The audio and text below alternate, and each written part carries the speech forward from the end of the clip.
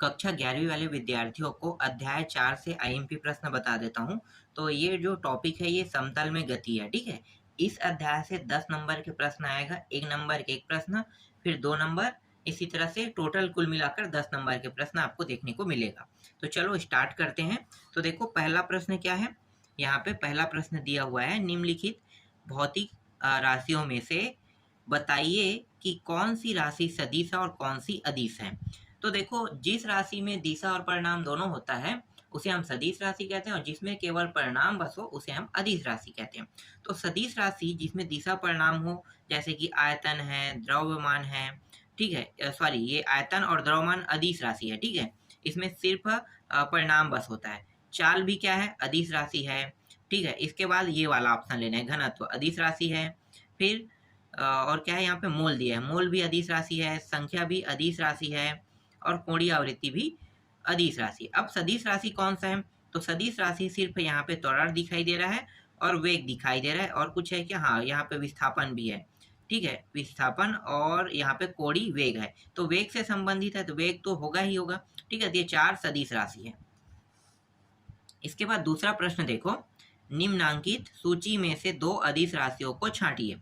तो 2 अदिश राशि को छांटना है। तो देखो ये संवेग कह रहा है, इसका मतलब ये सदिश है, ये अदिश नहीं है, ठीक है। ये कार्य भी सदिश है, धारा, हाँ ये अदिश है, ये धारा अदिश है। एक सेकंड, कार्य जो है अदिश है, सॉरी सॉरी, कार्य अदिश है, धारा अदिश है, और अदिश कौन सा है, बस 2 छांटना था ना। और रैखिक संवेग ये तो सदिश है। विद्युत क्षेत्र, विद्युत क्षेत्र में क्या होता है, विद्युत क्षेत्र, एक मिनट मुझे याद नहीं आ रहा है, शायद अदिश है ये भी। औसत वेग सदिश है। चुंबकीय आघूर्ण और अपेक्षित, तो 2 देखना था, ये और ये निकल गया, ठीक है।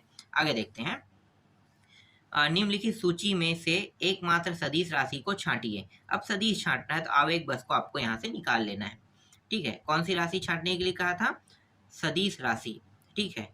आगे देखते हैं, फिर निम्नलिखित में से प्रत्येक कथन को ध्यानपूर्वक पढ़िए और कारण सहित बताइए कि यह सत्य है या असत्य। ऐसे प्रश्न एग्जाम में नहीं आते हैं सत्य असत्य वाला, मैं सिर्फ आपको दिखा देता हूँ, ठीक है, देख लो। लेकिन आपकी इच्छा होगा तो पढ़ लेना, नहीं है तो मत पढ़ना, ठीक है। एग्जाम में ये प्रश्न नहीं आता है, ठीक है। डी वाला है, सत्य है, और सत्य होने के बाद इसका उत्तर देख लो। चलो आगे देखते हैं, ई वाला भी यहाँ पे दिया है एक और टॉपिक, ये वाला भी देख लो, ठीक है। आगे बढ़ते हैं, हम डायरेक्ट आते हैं 5वां प्रश्न में। देखो 5वां प्रश्न क्या है, एक चींटी अपनी प्रारंभिक स्थिति -2, 4, -3 मीटर से रेंगकर अंतिम स्थिति 6, -2, -3 मीटर पर पहुंचती है। इसका विस्थापन कितना होगा। तो इसका विस्थापन कितना होगा, तो देखो आपको बनाना कैसे, जैसे R2 वेक्टर दिया है तो -2, 4, -3, ठीक है। ये इस तरह से, ये ऊपर वाले मान है, इसको रखा गया है, और जब नीचे वाले मान को रखा जाएगा तो आई जे के सब में रहेगा ना, आई जे के, बस यहाँ पे प्लस है तो प्लस रखा गया है, माइनस है तो माइनस रखा जाएगा, ठीक है। तो यहाँ पे माइनस, देखो यहाँ पे, हाँ इसमें प्लस है, माइनस है, माइनस है, तो इसी तरह से इसे रखा गया है। यहाँ पे गलती हो गया है रखने पे, ठीक है। तो जो गलती है वो सुधार लेना, यहाँ पे प्लस होगा, ठीक है। अब क्या क्या है, R2 में R1 को घटाना है, तो ये देखो बहुत से जगह गलती होता है, ये 1 है, ये R1 है और ये R2 है, तो R2 में R1 को घटा दिया जाएगा तो मान आएगा इतना। इसके बाद देखो, क्या 2 सदिश के परिणामी सदिश का मान दिए गए सदिशों में से किसी एक सदिश के मान से कम हो सकता है। तो यहाँ पे हाँ कह रहा है, और कितना है भाई, 90 से अधिक हो सकता है कह रहा है। और ऐसे प्रश्न नहीं आते हैं, ठीक है, ये बकवास प्रश्न था। 7वां देखो, ये प्रश्न एग्जाम में आते हैं, जैसे कि ये वाला और ये वाला टॉपिक दिया, ठीक है। ए को इन्होंने क्या किया है, ए और बी को गुणा कर दिया है, और जब भी ऐसा मान दिया रहता है तो इसका जो मान होता है वो होता है A B sine theta in क्या होता है, कैप होता है, ठीक है। प्लस और वर्ग है तो वर्ग लगाना है, फिर a इंटू बी इस तरह से दिया रहेगा तो इसको हम इस प्रकार से लिखते हैं। अब दोनों में से ये बार के अंदर में है तो बार मुझे हटाना है, तो यहाँ पे वर्ग लगा है तो वर्ग लगा दो, यहाँ पे n यहाँ से हट जाएगा, ठीक है। ऐसे मानों को हटा दिया जाता है जिस मान की वैल्यू 1 के बराबर हो, तो n का मान 1 के बराबर होगा, तो बार हटाने पर ये सारी वैल्यू हट जाएगा। देखो 1 के बराबर हुआ तो हट गया।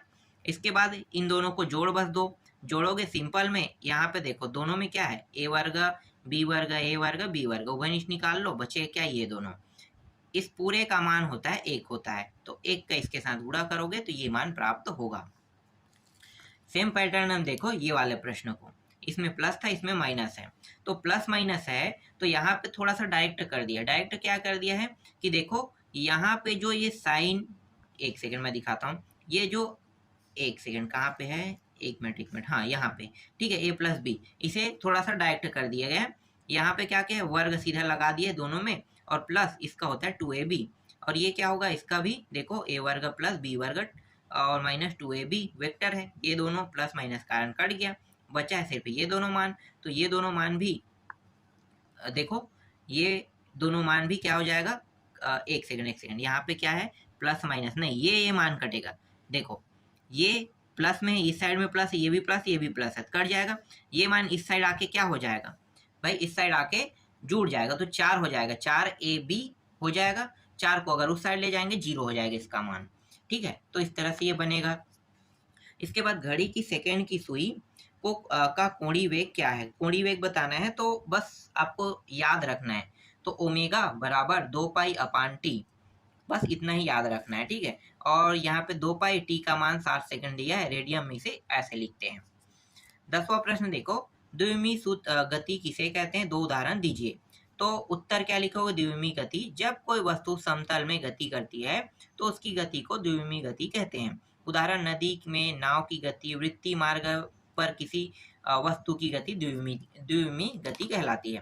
प्रक्षेप्य गति क्या है, यदि किसी वस्तु को ऊर्ध्वाधर से भिन्न किसी अन्य दिशा में फेंका जाए तो यह ऊर्ध्वाधर तल में एक वक्र पथ पर गति करती हुई पृथ्वी पर किसी अन्य स्थान पर गिरती है।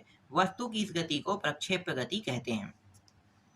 प्रक्षेप पथ, एक चीज और है, देखो यहाँ पे ना जो 11वां प्रश्न है वो 17वां प्रश्न के साथ मिलता जुलता कई बार आ भी जाता है, तो इसलिए मैं 11वां और 17वां को एक साथ ऐड कर दिया हूँ। बाकी आधा जो हल है इसका 17वां में देखेंगे ना।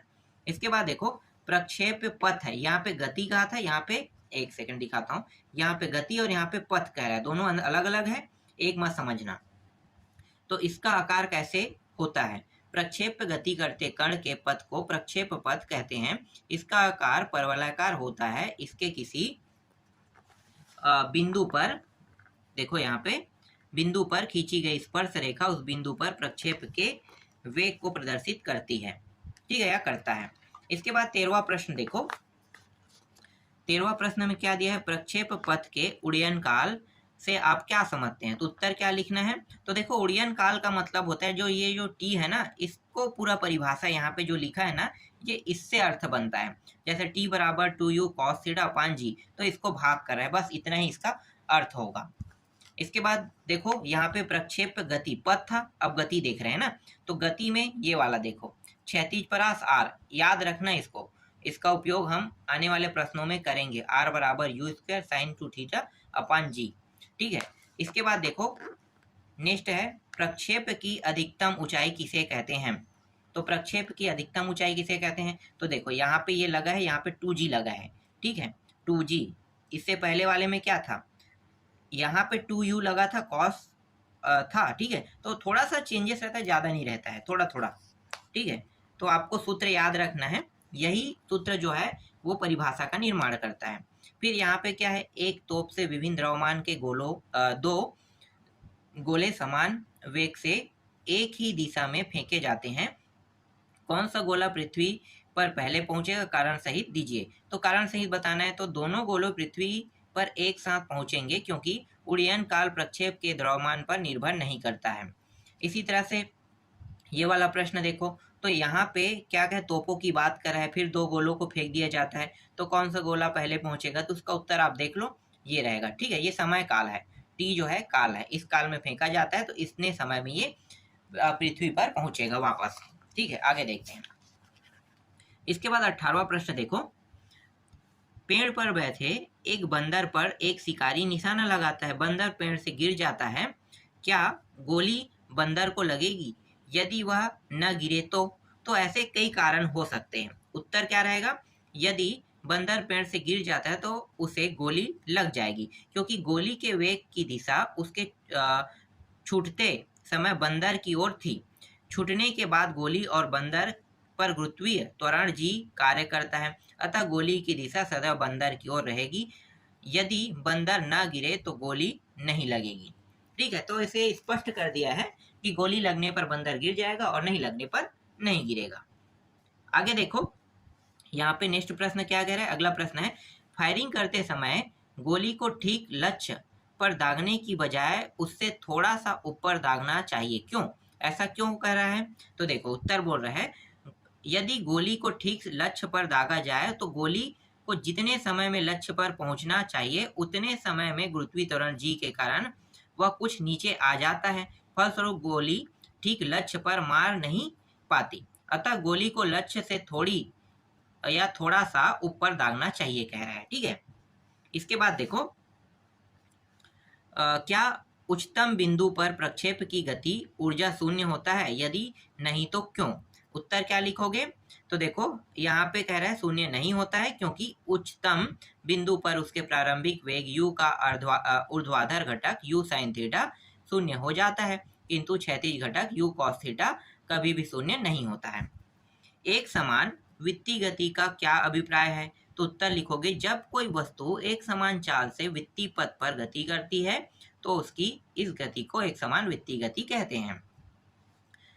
एक समान वित्तीय गति में कण के रेखीय वेग तथा कोणीय वेग को की परिभाषा दीजिए तथा इससे संबंध लिखिए कह रहे हैं। तो कोणीय वेग और रेखीय वेग दोनों की परिभाषा आप देख सकते हो। ठीक है, दोनों की परिभाषा दिया हुआ है। फिर नेक्स्ट प्रश्न देखो 23वां, एक समान वित्तीय गति में आवर्तकाल तथा आवृत्ति को परिभाषित कीजिए। तो ये आवर्तकाल है, ये आवृत्ति है और दोनों को परिभाषित करना है। तो आवर्तकाल किससे दर्शाया जाता है? आवर्तकाल को दर्शाया जाता है लगभग समय से दर्शाया जाता है, लेकिन आवर्ती को किससे दर्शाया जाता है? आवर्ती का मतलब चक्कर। ठीक है, ये समय को प्रदर्शित करता है और ये चक्कर, गोल जो आवृत्ति है ना, गोल जब करोगे तो एक पहिए के द्वारा कितने चक्कर गए, तो ये आवृत्ति प्रदर्शित करता है। इसके बाद देखो नेक्स्ट प्रश्न क्या है, कोणीय त्वरण क्या है, इसका कोणीय विस्थापन से क्या संबंध है? तो कोणीय त्वरण मतलब ये a बराबर d square theta upon dt, ये होता है कोणीय त्वरण होता है। ठीक है, इसके बाद देखो, एक क्षैतिज वृत्तीय गति में नियत चाल से घूमते पिंड के लिए क्या नियत रहता है? वेग, त्वरण, गतिज ऊर्जा या बल। तो उत्तर क्या लिखना है? क्षैतिज वृत्तीय गति में गतिज ऊर्जा नियत रहती है, वेग, त्वरण तथा बल की दिशा निरंतर बदलती रहती है, यद्यपि इसके परिणाम अचर होते हैं। 26वां, एक कण वृत्तीय पथ में एक समान चाल से चल रही है, कारण सहित बताइए कि इसके गति त्वरण है अथवा नहीं। तो एक समान चाल से यदि कोई कण वृत्तीय पथ पर चल रहा है तो इसकी गति में त्वरण है, क्योंकि गति की दिशा निरंतर बदलती है, अतः वेग बदलता है, त्वरण की दिशा गति की दिशा के लंबवत होता है। आगे देखो, साइकिल में मड गार्ड, ठीक है, क्यों लगाए जाते हैं? तो ये सिंपल प्रश्न है, क्यों लगाते हैं भाई मड गार्ड? तो आपको पता है, ठीक है, क्योंकि कीचड़ जो है ना वो आपके ऊपर पड़ सकता है, तो मड गार्ड लगा देंगे तो क्या होगा? कीचड़ नहीं पड़ेगा आपको। तो ये सिंपल प्रश्न है, इसका उत्तर आप अपने शब्दों में दे सकते हो। एक प्रक्षेप्य वस्तु का अधिकतम क्षैतिज परासार उड़ान में कितनी अधिकतम ऊंचाई तक पहुंचता है? तो h बराबर h मैक्स बराबर 1/4 r।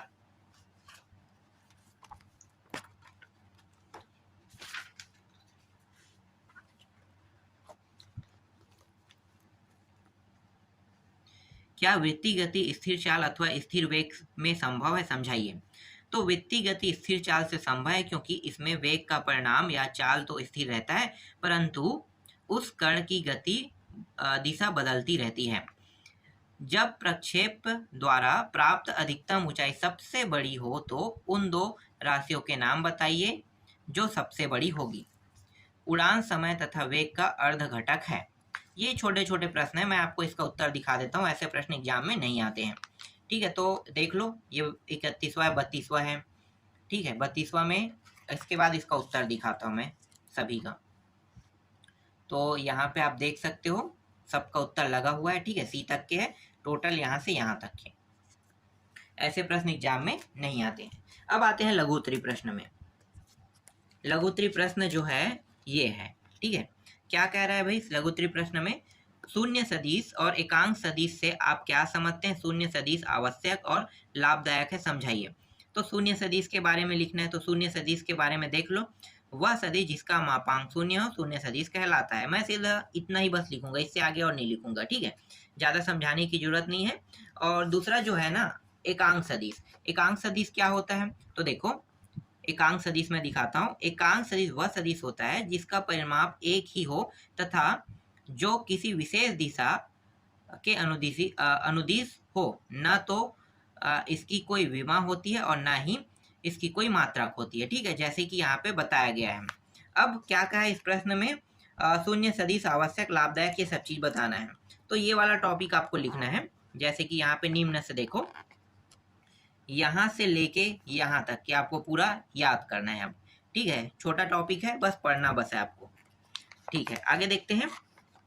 इसके बाद देखो ये वाला प्रश्न, यहाँ पे एक्स वाई जेड के अनुदिश घटकों का क्या अर्थ है और सिद्ध कीजिए कि कॉस। ये पूरा सिद्ध करके बताना है, बहुत आसान प्रश्न है। क्या करना है आपको? एक्स वाई जेड को ए मान लेना है। जैसे ये देखो, एक्स नीचे वाई और जेड, ए एक्स ए वाई ए जेड, आई जे के गुणा है इसके साथ, ठीक है। अब इसे बार के अंदर रख दिया गया है, तो अंडर रूट यहाँ पे लग जाएगा। और जब मैं इसे वर्ग करूंगा इन दोनों मानों को, ठीक है, या बार से मैं हटा दूंगा, इसको बार से हटाता हूँ तो ए बस लिखूंगा, या मैं इसको वर्ग कर दूंगा तो ये ए का वर्ग और ये मान मुझे प्राप्त होगा। यहाँ तक समझ में आ गया? अब क्या करेंगे, ये जो ए एक्स का वर्ग है, ए वाई का वर्ग है और ए जेड का वर्ग है, इसका मान होता है तीनों का अलग अलग मान। तो तीनों के मान को देखो क्या क्या होता है। ए एक्स वर्ग, ठीक है, ए एक्स यहाँ पे है, इसका बराबर होता है ए वेक्टर कॉस थीटा। इसी तरह से इसका हो जाएगा, क्या होगा, ए वाई लिखेंगे तो ए रहेगा और ये बीटा हो जाएगा और यहीं बस चेंज होगा पीछे गामा। इसके बाद इन तीनों मानों को इन तीनों के जगह पे रख देंगे, रिप्लेस कर देंगे। कैसे? देखो यहाँ पे बताया गया है।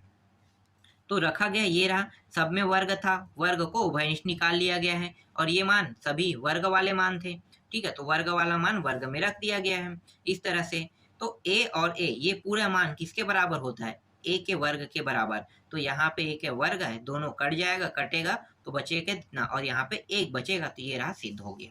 और कुछ नहीं करना है, बस इतना ही करना था इसमें।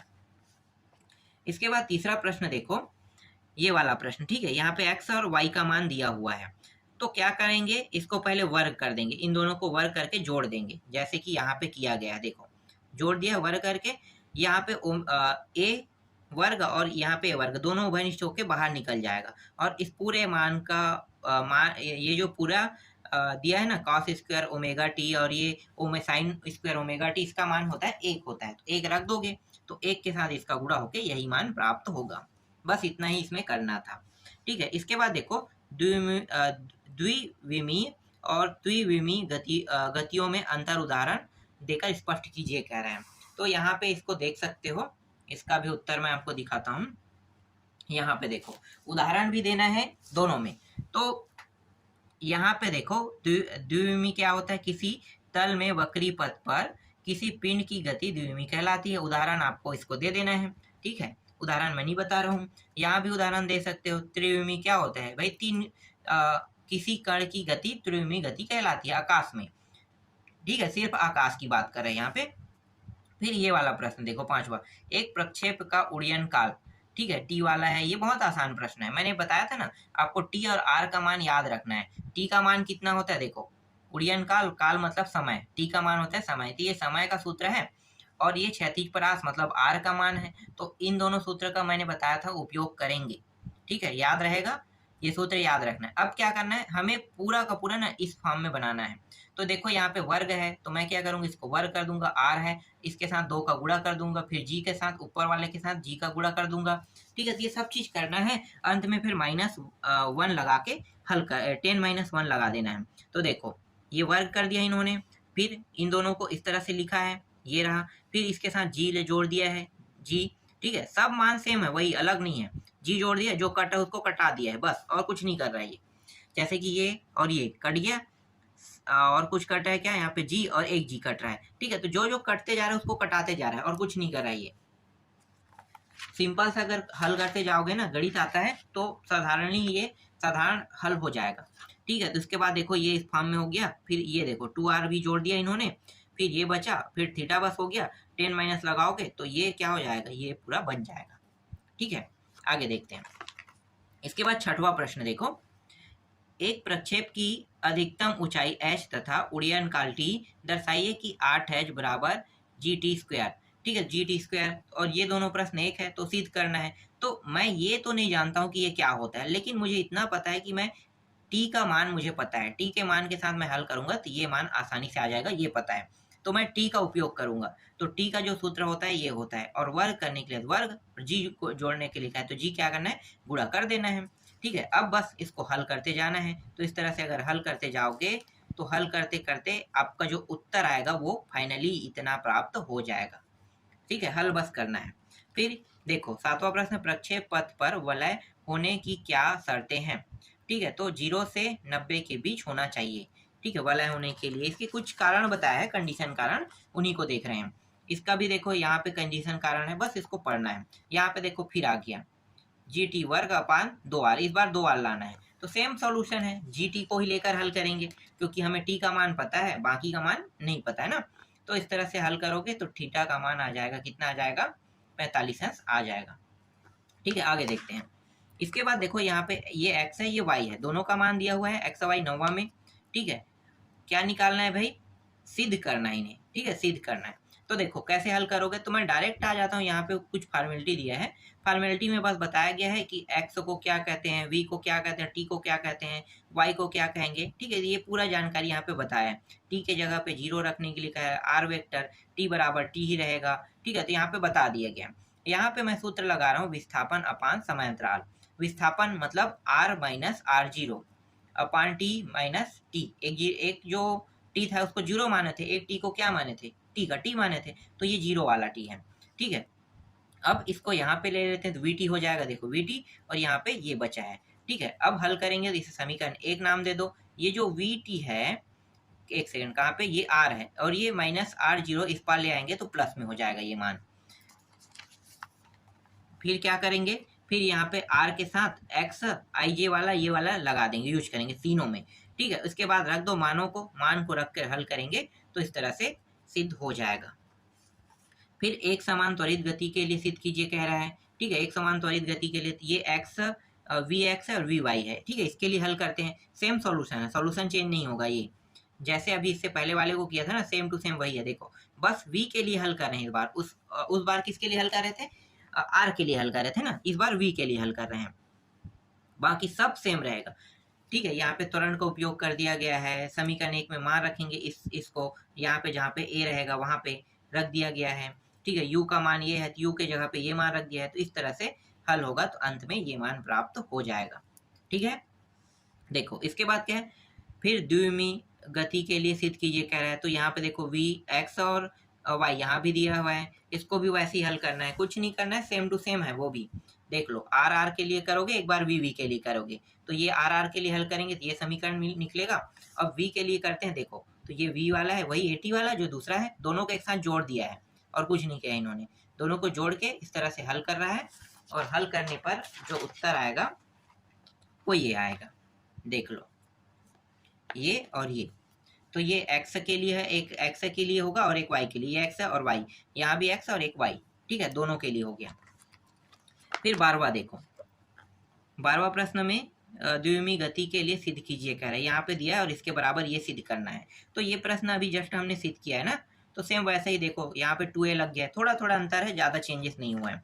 तो इसको क्या करना है, देखो ये वाला सूत्र आपको यूज करना है, फिर ये यहाँ तक के समझ में आ जाएगा आपको। आगे जब हल करोगे तो यहाँ पे आपको दिखा देता हूँ, यहाँ से लेके यहाँ तक के।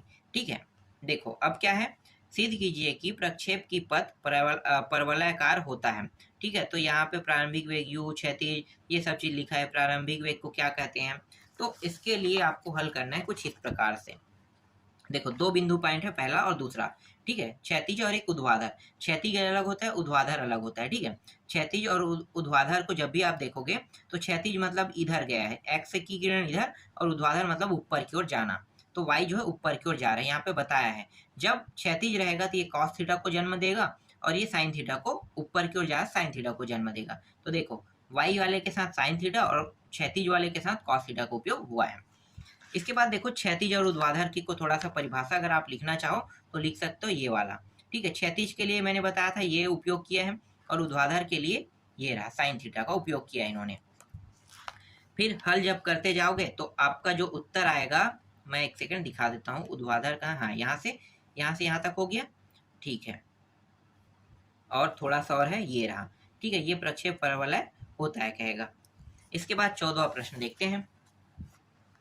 ये वाला प्रश्न देखो, प्रक्षेप गति किसे कहते हैं? प्रक्षेप गति उड़ान काल के लिए व्यंजक ज्ञात कीजिए, ठीक है। तो ये परिभाषा है, परिभाषा आपको पता है, ठीक है। ये उदाहरण है, दोनों को रट लेना है, परिभाषा और उदाहरण को, ज़्यादा कुछ नहीं दिया, थोड़ा सा टॉपिक है, ठीक है। इसके बाद थोड़ा सा यहाँ पे देखो, ये रहा उड़ियन वाला, ठीक है।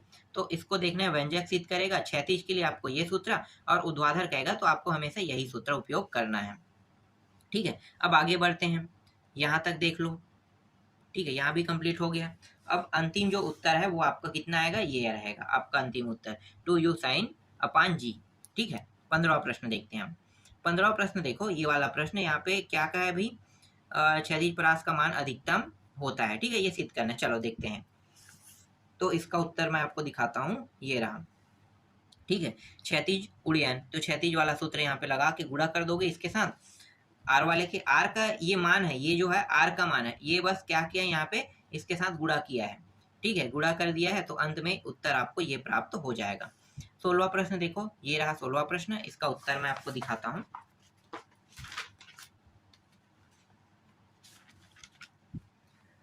ये रहा, ठीक है। बहुत बड़ा वीडियो हो रहा है इसलिए मैं ज़्यादा नहीं समझा सकता, जितना हो सके उतना मैं आपको उत्तर दिखा रहा हूँ बस। क्षैतिज ऊर्ध्वाधर का सूत्र है, बस याद रखना है आपको। और इस तरह से ये भी, एक सेकंड, कहाँ तक है, यहाँ तक कंप्लीट हो गया, ठीक है। आधा आधा 2 हिस्सों में। फिर यहाँ पे देखो 17वां प्रश्न, यहाँ पे मैं पूरा दिखा देता हूँ, यहाँ से यहाँ, ठीक है। ये 17वां प्रश्न है, इसका जो आधा हिस्सा है, मैंने 13वां प्रश्न में आपको दिखाया था, ठीक है। ये आधा हिस्सा और आधा ये दोनों मिलकर कई बार आते हैं। क्षैतिज की बात कर रहा है तो क्षैतिज का सॉल्यूशन ये रहेगा। क्षैतिज गति के लिए आपको ये सॉल्यूशन पूरा उपयोग करना है। ऊर्ध्वाधर के लिए कहेगा तो आपको ये सॉल्यूशन उपयोग करना है, ठीक है। ऊर्ध्वाधर वाला मैं दिखाता हूँ पूरा, ठीक है। ऊर्ध्वाधर आप लोगों ने देख लिया, ठीक है।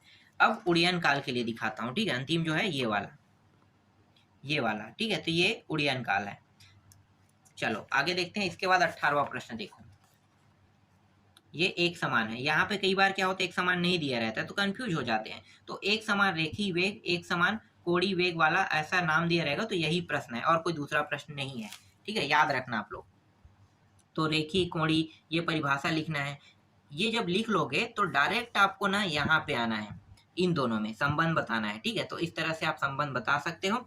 यहाँ पे कौन सा थीटा कोण बन रहा है, ठीक है। तो उत्तर जो रहेगा आपका, मैं पूरा चित्र के साथ यहाँ पे दिखा देता हूँ, v बराबर ओमेगा आर, ये रहेगा, यही अभिष्ट संबंध है कह के लिखना है। अब दीर्घोत्तरी प्रश्न में आते हैं। दीर्घोत्तरी प्रश्न में से 3 ही प्रश्न है, ज्यादा नहीं है, ठीक है। 3 प्रश्न देखना है क्योंकि ये 5 नंबर के प्रश्न है, तो 5 नंबर के प्रश्न भी आपके एग्जाम में आएगा। तो 2 नंबर, 3 नंबर, 5 नंबर देख रहे हैं ना सभी को।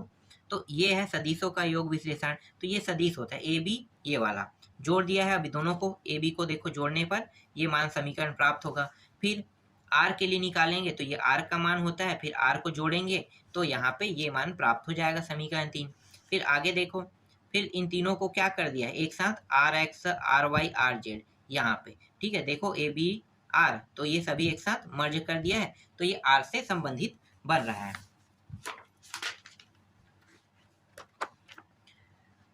फिर ये अंतिम उत्तर इसका ये होगा। फिर दूसरा प्रश्न दिखाता हूं मैं, बहुत बड़ा बड़ा उत्तर है दूसरे और तीसरे का। तो ये दूसरा प्रश्न है। यहाँ पे चित्र कैसा रहेगा देखो, सदिश संकलन के समांतर चतुर्भुज का नियम, ये वाला है, ठीक है। ये चित्र रहेगा और ये रहा इसका यहाँ तक, ठीक है। अभी और है, इसका सॉल्यूशन बहुत बड़ा है, मैं आपको दिखाते जा रहा हूँ पूरा। देखो थोड़ा थोड़ा करते हुए, ये चित्र से लेके ये स्टार्ट होगा, ठीक है। थोड़ा थोड़ा देखते रहो।